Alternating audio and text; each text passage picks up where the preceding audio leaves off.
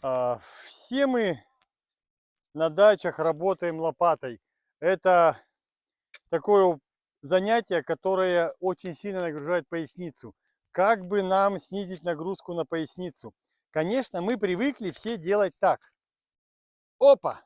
И подняли спиной, да, такие. Гораздо труднее делать так.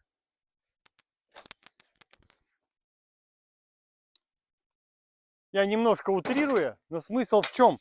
Мы поднимаем ногами. Вот вы копнули и присели. Представляете, спиной легче. Вот вы попробуйте, вам легче будет спиной. Днем легче, а вечером тяжелее.